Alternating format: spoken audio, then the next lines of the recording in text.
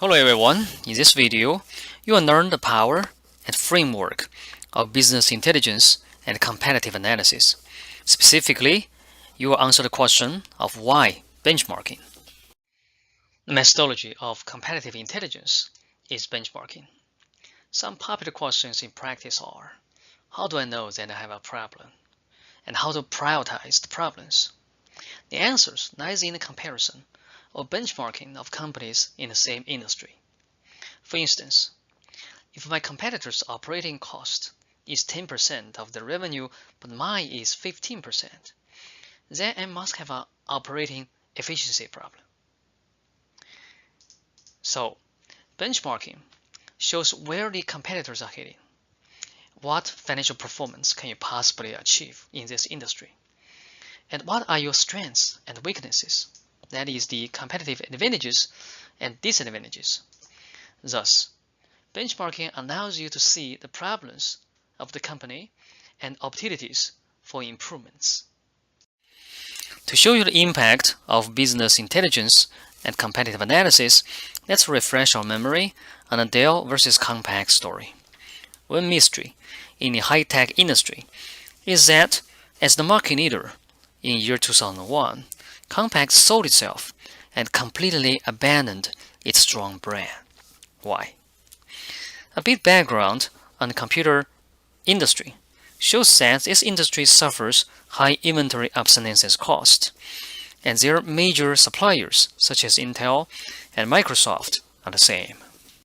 Let's do a simple business intelligence and competitive analysis here to compare the financials between Dell and Compaq to understand Compaq's motives.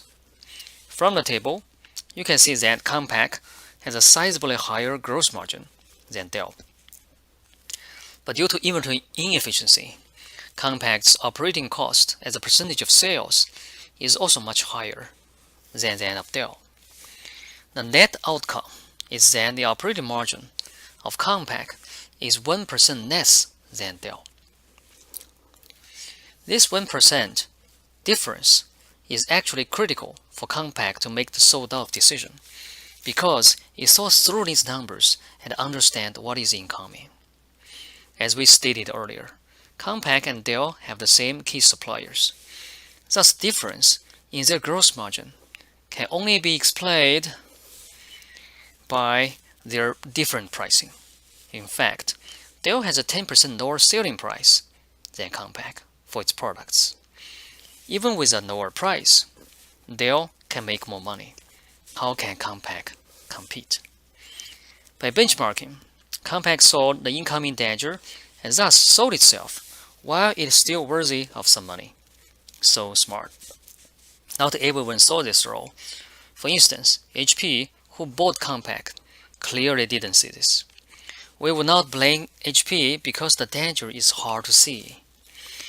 Thus, the objective of this course is to train people to see such dangers and much more easily. So, how to get these business insights or intelligence systematically? One of the popular approaches on competitive intelligence is the Porter's 5 forces, which combines both competition and value chain analysis. So first, regarding competition, it considers all threats and rivalries, representing existing and potential competitions. And second, value chain analysis, right? It considers the power of customers and suppliers. So Porter's 5 forces is primarily an industry-level analysis.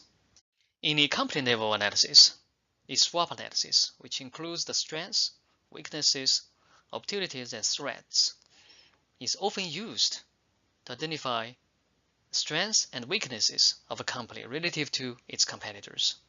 It's a simple and effective framework. Enriching and integrating these approaches, we introduce the 3-layer analytics approach for competitive intelligence. The top layer is the industry analysis, which we call eye-to-eye, industry to industry, which includes the analysis of market potential and risk, competition intensity and entry barriers, and finally the value chain. The middle layer is the competition positioning, which we call I2C, industry to company, which answers the questions of where I stand in the competitive landscape, and are there any KPI abnormality and the norms. The bottom layer is the enterprise diagnosis, which we call C2C, company to company, that analyzes the strengths and weaknesses of companies and discover levers and drivers for the industry, and finally look into revenue and asset structure to identify problems and causes.